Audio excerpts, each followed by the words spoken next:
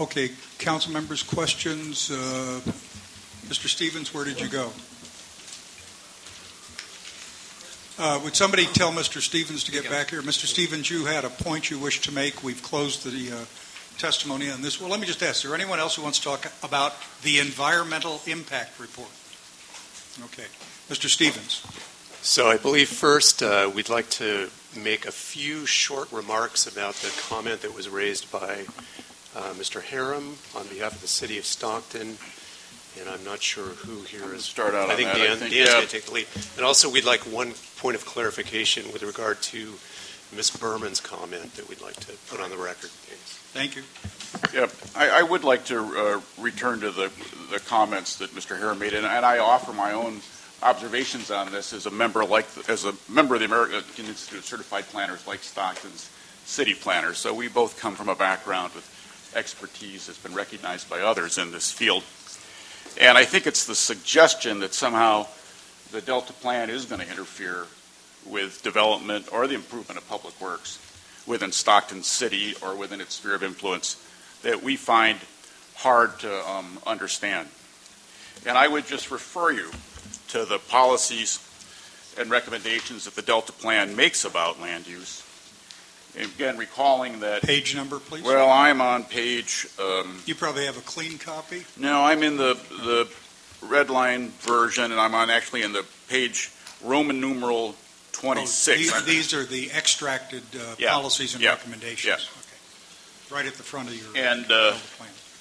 What page? I'm on page, it's Roman numeral, I'm having to wear my old glasses today, so I'm squinting. I think it's 27, if I read it right. And it's actually on page 26 is the beginning of the policies and recommendations of Chapter 5 of the Delta Plan. And they carry over onto the top of page 27. And, of course, the key policy that controls land use is DPP-1, which, as the Stockton's councilman properly recognized, calls for new residential, commercial, and industrial development to be limited to cities or their spheres of influence, as well as the urban areas that have been identified in Contra Costa's general plan at Mountain House, and then also within the unincorporated Delta communities that we and the Delta Protection Commission have been working to identify. A key thing to remember, though, then, is to look at Part C of this policy, because the important thing to remember is what is regulated by the Delta Plan. It's actions that are covered by a particular policy. And so for purposes of identifying what's covered by the policy, what we're saying is this regulatory policy only controls development that's located. This regulatory policy only would be effective if development were located outside the city or its sphere of influence or the other identified areas. So that if a development is located within the cities or within their spheres of influence, the Delta Plan has no regulation that controls land use. And yes, it is conceivable that there might be some project that would be affected by within the city or sphere of influence that could be affected by another policy. But after spending a great deal of time trying to understand what that could be and meeting with city councils and city planning staffs and county governments and county planning staffs, the only thing I've been able to think about is a project that would create a significant risk of introducing invasive species. So if you wanted to put in a nursery that was going to sell some invasive weed, that might be regulated by the Delta Plan's policies about controlling invasive species. But otherwise, I say this as a professional planner. There is no policy in the Delta Plan that will restrict the location of residential, commercial, industrial, or other development within a city or its sphere of influence. And as it relates to public works, there's no policy that regulates the location of public works in that regard either. But it is worthwhile to look at the following page, page 28, and look at recommendation DPR5 about providing adequate infrastructure. And it calls on Caltrans, local agencies, and utilities to plan infrastructure to meet the needs of development that's consistent with sustainable community strategies, which Stockton and surrounding areas will be developing through their local council of governments, local plans, the Delta Protection Commission's land use and resource management plan, and the Delta plan. So there's nothing that's going to restrict Stockton's ability to provide services within its city or its sphere of influence in this plan. Now, the city, in their presentation, and Chairman Eisenberg raised questions about this, and Mr. Harum did his best to answer them. The city referred to the municipal infrastructure plans and the phased approaches for extension of services that those plans have identified. And I wanted to touch briefly on that because they are important for us to understand this point. In general, Stockton's sphere of influence, general public works plans, and we've examined them. We asked our consultants at CH2M Hill to review those over the last couple of weeks to see if there was something that we were missing, some impact that might occur as a result of the adoption of the Delta Plan. And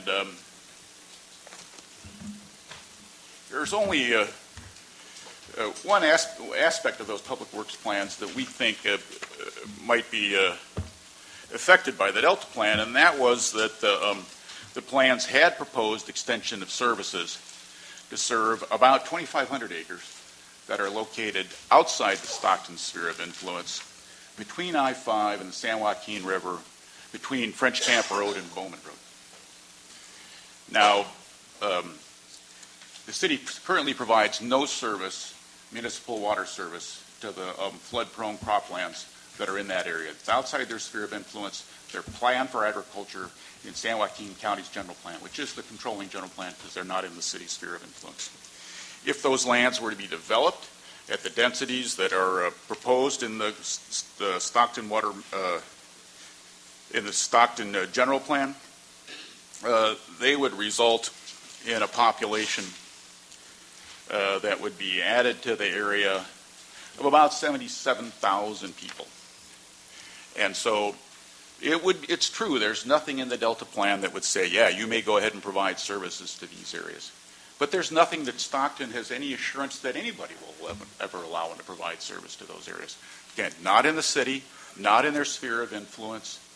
They're not providing municipal services. There's water service in that area.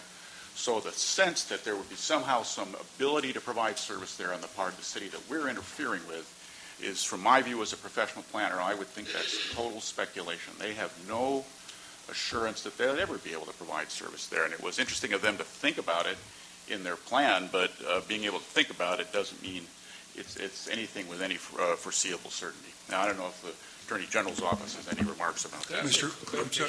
Natoli for clarification, then Mr. Andrews. Because I've been listening very closely to what you've been saying, Mr. Harum said, and certainly, I've seen some of the correspondence was referenced. So it's not in our sphere, not in the city limits, but it's in the general plan, or it's not in the general plan. It's not in any one of those three. I mean, Mr. Eisenberg was asking Mr. Harum earlier, and I understood kind of back and forth there too. But I want to, I don't get lost in the subtleties here, but those are all important. It's not in their city. It's not in the sphere of influence. Stockton's general plan, from my understanding from our staff and consultants, is it does indicate future areas that they might be interested in seeing develop outside the boundaries of the city and its sphere of influence. Okay, so it's a future planning area, but it's not within the. But it's in their general plan. It's discussed in their general plan. I know in this case we've been reviewing also their municipal service plans that they referred to in their letters to us, and it showed service being provided into that area to support the development that was forecast in the general plan. Okay, so it's discussed in the general plan. May show some future service delivery, but it doesn't. So I don't know whether it's in or out based on that, but the sphere and the current city limits do not become the property. Yeah. All right, thanks. Yeah. Just quickly, in reinterpreting Mr. Ray's comments through the lens of CEQA and respond to some of the comments that were made by the city and its attorney, I think what Mr. Ray said is accurate, that it is one, the chance of projects even being a covered action, so thereby even being subject to this chilling capital formation problem is, as Mr. Ray just said, is highly unlikely, therefore grossly speculative. And CEQA says speculative impacts need to just be noted, and that's it. And you don't need to discuss speculative issues, that EIR is not supposed to engage in speculation. And I think the record's clear that the chances of there being covered actions that would have this sort of chilling effect, this assumed chilling effect, are slim. Then the speculation of any sort of chilling effect is also highly speculative. So you have sort of two layers of one, factual incorrect, something that's factually incorrect in terms of the scope of covered actions, and two, this speculation. And in the couple of cases that Mr. Harum raised are factually dramatically different in terms of the evidence that it would exist of this sort of urban decay problem. In the Bakersfield case, you had these two competing supercenters, and you had reports from PhD economists from San Francisco State and others submitted into the record about exactly the problem of the drawing away of business from downtown stores. That is grossly different than here. We have effectively speculation and factual inaccuracies in terms of the argument. And I think I'll just leave it at that. Okay, Mr. Natoli. Yeah, just to follow on, since you were addressing some of those comments. So is it common within the environmental impact statement then to respond to questions that are raised or situations that are proposed to, kind of the litany that was cited, unknown, uncertain, can't be estimated, highly uncertain, so forth and so on, when the party who raises the issue believes there is a problem needs to be addressed, and the environmental impact statement is trying to, a report is trying to assess whether there is a significant impact or an impact at all. But if you use that type of nomenclature, I mean, that just leaves it hanging out there. It just kind of leaves the question unanswered, I guess. And maybe that is the answer. You can't answer it. But you were talking about it a moment ago, so can you expound on that just a little bit? Yeah, I think I'd make 2 points. Number one is this EIR did respond to the city's let me back up. The city has submitted letters on a few occasions. They submitted at least one letter during the formal EIR comment period, and the law requires a response, and the EIR did respond to that in volume 4 or 5 of the final EIR. So there was a response as required by law. The city submitted 2 letters at the last council meeting in March, and even though there was no legal response required under CEQA, staff did respond in a letter on boy, I think I need new glasses too. You took Mr. Ray's wrong glasses by mistake. Yeah. April 16th. Or need arm extension surgery. April 16th. So there was a response, even though there wasn't one required, and this was after at least one meeting that the staff has had since the final EIR was the comment period closed. So, and this letter states essentially what Mr. Ray said, which is that the chances of there being covered actions are very, very small, and goes through in some detail. It also notes that this chilling effect argument is sort of based on, well, there could be more litigation. It also notes that if there's any litigation, in the very small chances that there are covered actions, and the additional chance that somebody appeals that covered action, and then this additional chance that somebody litigates over that, the statute of limitations, most cases people would bring a CEQA suit at the same time, which would be on the same litigation track. If somebody wants to stop a project, they're going to use CEQA as one of the tools in the arsenal. It would be brought at the same time, so it wouldn't add any material, anything, even if you got to that point. And that's what this letter effectively says. So I don't know if that answers your question. Let me go back to Councilmember Miller's comments, and again, certainly ties in with some of the things that Mr. Harum presented, but in kind of this point that Mr. Harum made about plain language versus interpretation, the council staff, often offering some explanatory solution to or something that might be acceptable, but that not being reflected in the language or being too much subject to interpretation. How is that dealt with, I guess, Dan or Jim, in the sense that, obviously we've had this matter before over time, but some of this will be subject to interpretation in the future. It's a big plan that has lots of different elements to it, but trying to guard against some of those things in a way that people at least have that certainty, I guess, whether they like it or don't. I think that certainty helps settle people's nerves, or at least, it puts the matter out on the table. So how is that being dealt with? She alluded to, or actually said that, meetings with staff and so forth that seem to offer some level of comfort or confidence, but that's still not what's being at least interpreted from the language as some might read it otherwise. Yeah. Well, again, the reason the EIR omits a discussion of the possibility that the plan is going to require in land use patterns is because it won't. And we've tried to make that clear.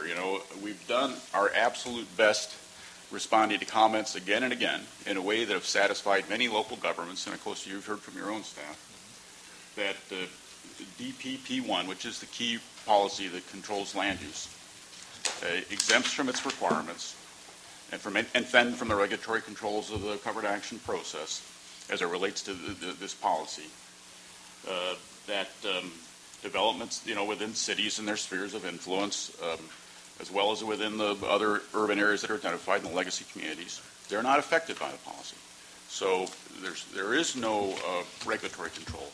In addition, let's think about the other things that we've made sure are not affected by the Delta Plan, because we all share our concern for the economy of our neighbors in the San Joaquin Valley. And we've heard this from the DPC. So we have no regulatory controls over farming that we've put in here.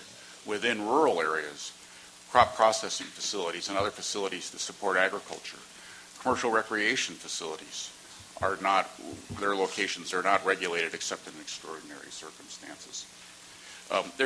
Stockton could develop as densely as it wants within its city and sphere of influence under the Delta Plan, and we would have no regulatory oversight of that. So we've done everything we can. We've met with local government officials. Stockton has been a community that has been reluctant to hear the message that we're offering. It feels like they just won't take yes for an answer. But I believe when I look at the underlying suggestions they made for resolution of the problem, focusing on these public works plans and their infrastructure facilities, that one of the things that is at stake is this 2,500 acres outside their sphere of influence. Because otherwise I don't see any effect of the Delta Plan on the patterns of land use that are in Stockton and its sphere of influence. Okay. I have, Mr. Andrew. Yeah, just one other thing on the comment about the allegation that we didn't provide a response to the water contractors that was required They by law. didn't get an email from you with the material or something. That was Ms. Berman's comment. Yes, and that's inaccurate. The law requires that for government agencies that submit comment letters during an EIR formal comment process, that you respond to that in writing, and that 10 days before the EIR is certified, that you provide a copy of the proposed response to those government agency commenters. We did that by mailing and timing the mailing to allow for 5 days of time through the mail, as the law sort of presumes, even though that's not required under CEQA. We sent them a letter on April 29th saying that your proposed response will be available on or before May 6th, which is 10 days before today, with the comment letter, and the response will be available on the council's website. And it was actually put up on the website on the evening of May 3rd, so a Friday, May 3rd, when it didn't have to be up until May 6th. So they got a letter saying, go see our website, and it was up there 3 days before it even had to be. And that complies with the law. If their complaint is that you didn't actually send us the copy itself and that you made us actually do the extra step of going to your website, which we're probably on all the time, I think that's form over substance. Okay. All right, members, I'm going to just go around the table, see if there are before we get to a vote on this issue, see if there are questions from members, starting with Mr. Nordhoff. Negative. Okay. Mr. Johnston. Mr. Damrell. No. Okay. Ms. Gray. Mr. Fiorini. No. No, I have no questions. Yes, Mr. I do. Tola. I have a question, and it relates to some of the testimony we heard this morning. And I know that I had a chance to talk with Chris Stevens and Martha a few days ago, and I think it's embodied in some of the comments, and I'd like to have at least an explanation from a staff perspective on the record. And this goes to the notion that in some of the comments received that somehow the Delta Plan and the EIR are blindly endorsing or promoting the BDCP.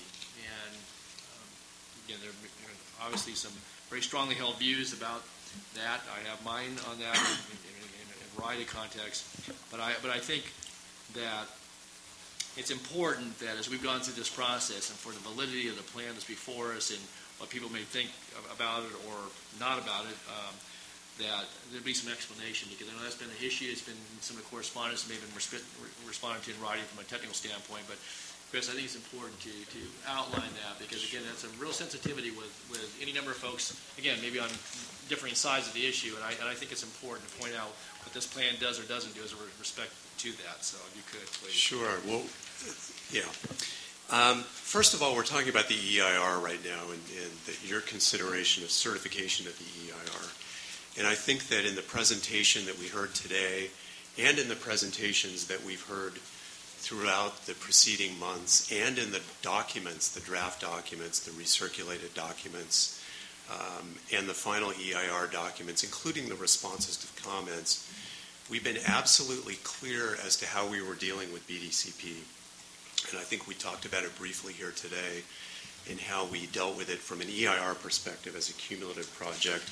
We alluded to the fact that we dealt with the issue of the continuation of the BDCP process as part of our analysis in the no project alternative. So I think that we've talked at length, and our documents speak for themselves, and they have spoken for themselves for some time, that we have adequately addressed BDCP. I think one of our staff, I don't remember if it was Dan or Jim, started with the Delta Reform Act too. First and foremost, the BDCP is called out as a separate project. It may be incorporated into the Delta Plan at a subsequent date if it's successfully completed, but it's a separate project. And also we look at the process of BDCP. To date, they do not yet have a official public draft EIR on the street. They've released an administrative draft. So we don't yet have the official public draft of BDCP and the draft EIR that we actually have a role to comment on anyway through the statute. So I think from an EIR perspective, let's separate that, because that's the action before us. We have dealt with it appropriately.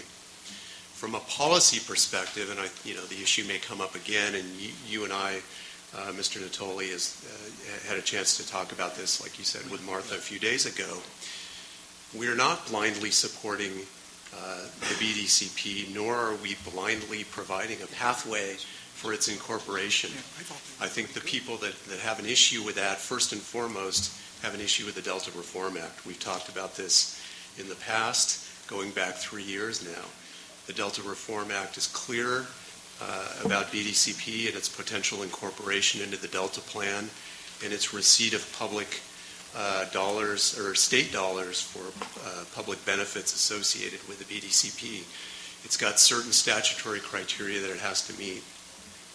So taking that into account, as well as the 3 roles that the Delta Reform Act lays out for the Council with regard to BDCP, you recall the responsible agency role, the consultative role, and the potential appellate role, what we've tried to do is strike a balance.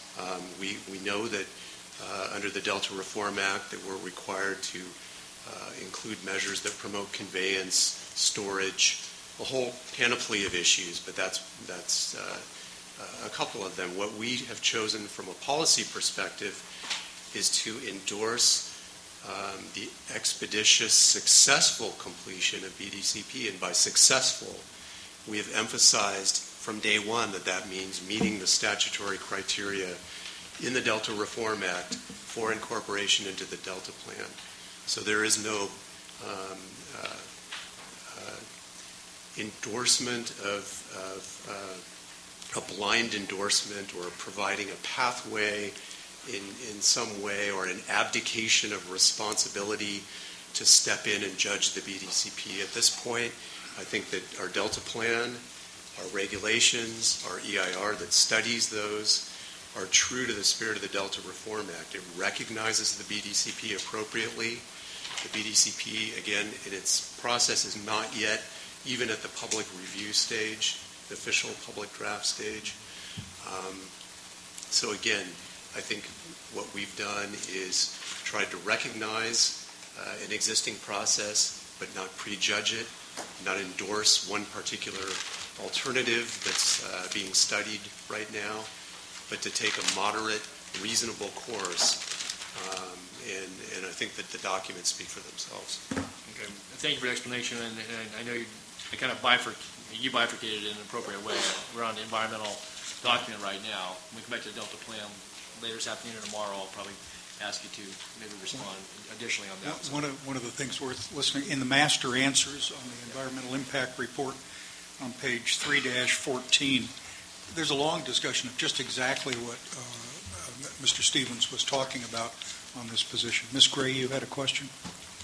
I had a comment before I know we're considering the EIR at this point, but before we do that, I just thought it would be important to acknowledge the comments from the public, and certainly you've had an opportunity to state your perspective, but the EIR may not be exactly what many of you feel should be. You certainly identified some concerns and possible deficiencies, and what it says to me is that I think there's also a continued need for clarification, for interpretation. I think Mr. Ray clarified some issues that were presented by some of the audiences, but whatever the position the council takes on this particular report, I think it's important to know that it's a good faith effort. I think your input has been important to the whole process as we look at the other elements of the plan and the plan itself. But I think it's important to know that the council does consider, does hear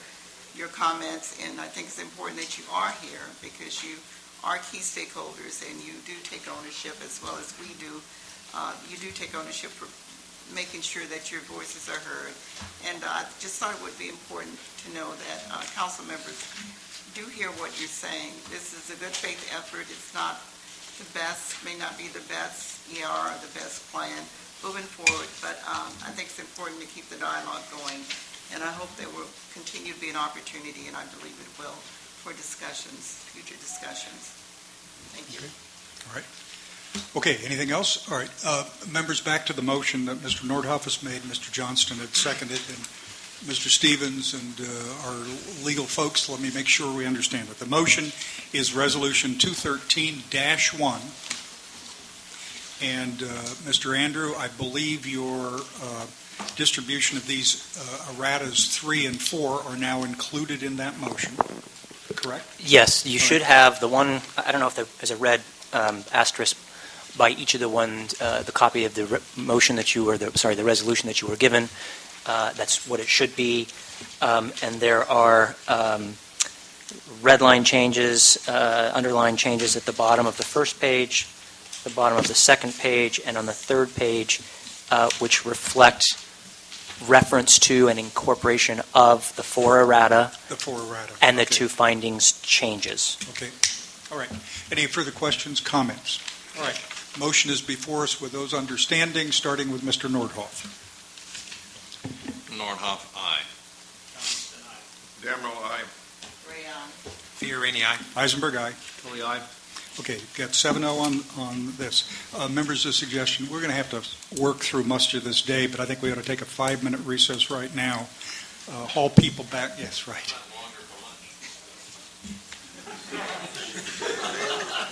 Lunch? Lunch? That's what he says, long lunch, 5 minutes. You're going to go to the hamburger joint across the way where they give this giant hamburger with melted cheese on top. Been there, but it takes longer than 5 minutes. Got it. Consume it and get back. All right, what do you say, members? Lunch? Okay, how about this? Shorter than an hour. Let's start at 1:15. 1:15 exactly. Thank you very much.